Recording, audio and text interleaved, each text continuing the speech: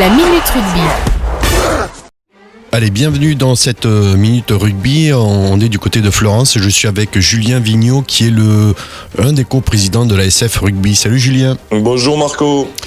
Alors avant de parler de ce derby 100% rugby qui aura lieu ce samedi, petit rappel sur le week-end dernier. Vous aviez un match en retard face au voisin Lannemezan que vous avez brillamment remporté 40-12. C'est ça ? Oui, c'est exact. On n'avait pas pu jouer il y a quelques semaines à cause des intempéries et donc on a joué notre match reporté contre Lannemezan qui était un match très important pour nous en vue du maintien, notre premier objectif de la saison. Donc oui. Le maintien est acquis là, ça y est ? Alors mathématiquement, vu les événements nationaux, on se dirige donc a priori sur une seule descente dans chaque poule de National 2.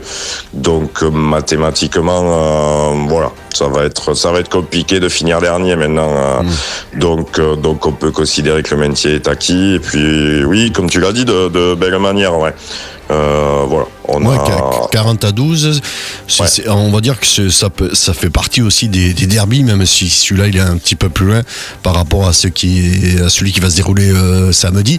C'était un match qu'il fallait pas louper quand même dimanche. Ouais, c'était un match sous pression pour nous parce que c'est jamais évident. Voilà, mais au final les garçons s'en sont vraiment bien tirés. Voilà, avec un petit peu de fébrilité par moment, mais très très peu. Au final, la copie est jolie, le score est là. En plus avec beaucoup de monde au stade, du beau temps. Enfin voilà, une belle journée, une victoire des espoirs enlevés de sont toujours en course pour la qualif. Donc une belle journée dimanche dernier, oui, à Florence. Et il y aura une nouvelle fois donc un gros rendez-vous. Ça sera ce samedi. Cette fois-ci, vous avez joué le samedi. C'est souvent le samedi que vous jouez les derbies face à Rocher. Donc ça sera... Exactement, oui. C'est une belle fête pour nous. C'est une belle fête, c'est dans cet esprit-là à chaque fois qu'on organise la réception du RC Hoche. Et donc oui, on enchaîne. Voilà, un dimanche et 6 jours après, on se retrouve à Marius-Lacoste pour un gros événement, ouais, samedi. C'est le derby et puis c'est aussi la réception du leader de cette poule, le RC Hoche. Mais je pense que dans la tête, c'est avant tout le derby. C'est ça, hein? Oui, en termes de motivation pour les garçons, pour le club, la notion de derby, elle est, même si elle tend à disparaître un petit peu partout, mais là, elle est clairement présente, voilà. Alors, un derby positif, j'ai envie de dire, voilà, sans animosité particulière qu'il y a pu y avoir autrefois. Voilà, on est vraiment dans le derby au sens noble du terme, j'ai envie de dire. Et puis gagner face à Auch à la maison, parce que je crois qu'au match aller vous aviez perdu à Auch, et c'est ça cette saison, hein? Exact, oui. Au match aller, ça s'était pas très bien passé. On avait fait un non-match, on avait pris 14 points en moins de 5 minutes au début du match et le match avait été plié très vite, trop vite. Et au final, oui, on n'avait pas pu exprimer tout ce qu'on avait envie de faire au match aller.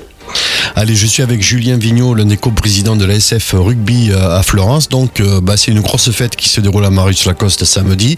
Il y a le repas d'avant-match, c'est ça.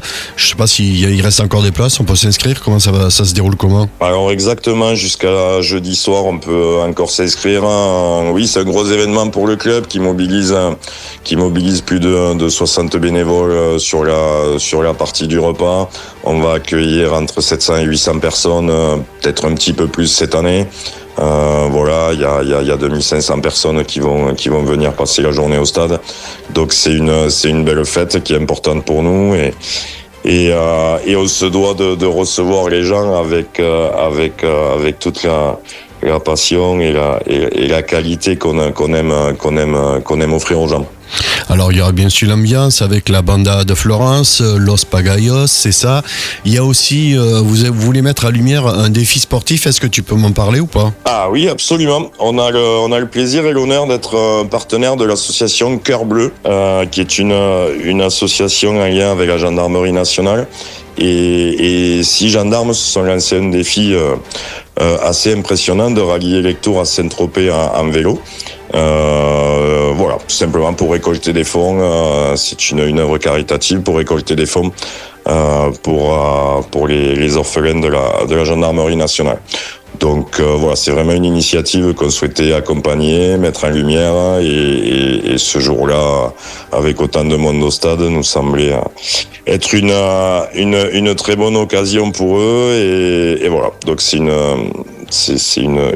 chouette asso qu'on accompagne ce week-end. Sur le plan sportif, est-ce que tu es un peu déçu de pas attaquer les phases finales cette saison? C'était pas faisable cette saison? Alors après, sur le plan sportif, très sincèrement, notre saison est bien meilleure que la saison dernière.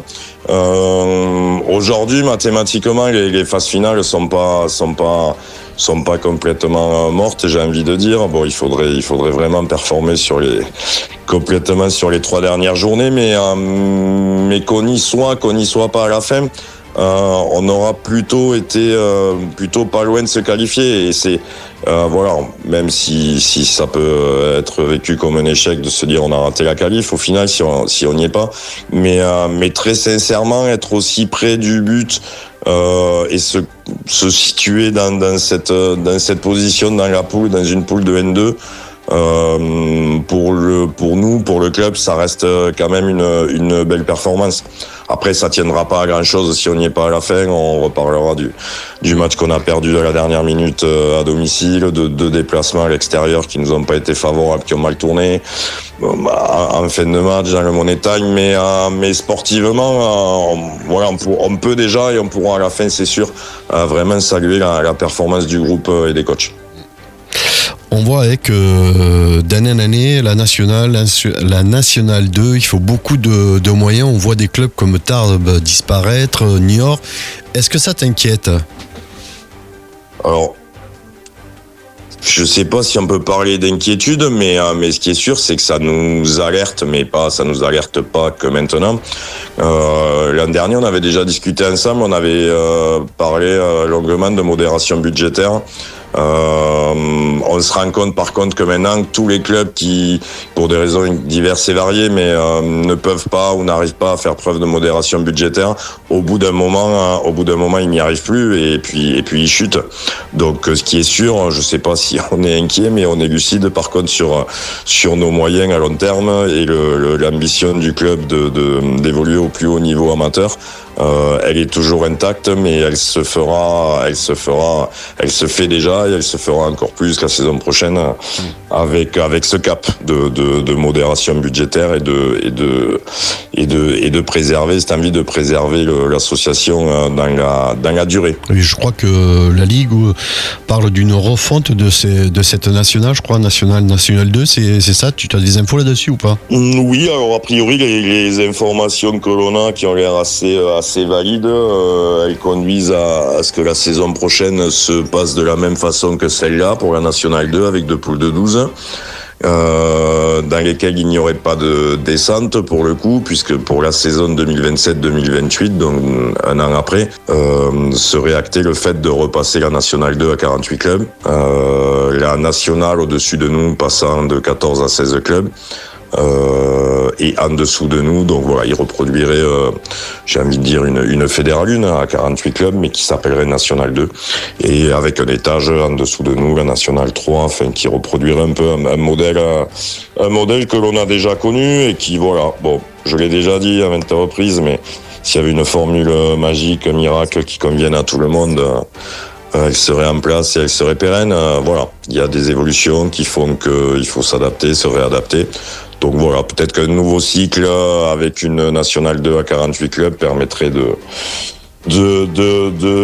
rester, de continuer dans cette élite amateur de façon pérenne, avec des budgets et des déplacements moindres, et des budgets plus corrects et plus tenables. Voilà. Alors, il y a toujours le mur de soutien de l'SF Florence Rugby qui est toujours en activité. Les personnes peuvent faire un don, c'est ça? C'est toujours d'actualité? C'est exactement ça. C'est le mur de soutien. Donc, honorons le passé et bâtissons l'avenir. Donc, clairement, c'est une opération et quelque chose qui nous tenait à cœur, et qui a vocation à durer dans le long terme. Donc, on remercie déjà les 222 personnes qui sont déjà sur le mur depuis le mois de septembre. Donc petit à petit, des gens nous rejoignent, des anciens joueurs, des gens qui ont passé un moment sympathique au stade, et voilà. Donc c'est l'occasion avec 100 € de participer à notre aventure, et voilà. Et donc avec 100 € qui sont déductibles des impôts, puisque c'est un don, ça permet de participer à l'aventure et d'être à nos côtés. Voilà, donc déjà d'être à vos côtés, ça sera ce samedi pour le gros derby 100% Gers au stade de Marius-Lacoste, avec le repas d'avant-match, les espoirs à 14h, et à 16h la Nationale 2, donc coup d'envoi contre Roche. Je crois que tu as tout dit, Marco. le résumé est parfait. Merci beaucoup d'être avec nous. J'en profite pour te remercier par anticipation d'être avec nous samedi et à nos côtés, comme tout au long de la saison. Merci à toi, Julien, donc je rappelle coprésident de l'AS Rugby, de l'ASF Rugby Florence. Merci à toi. Une bonne journée.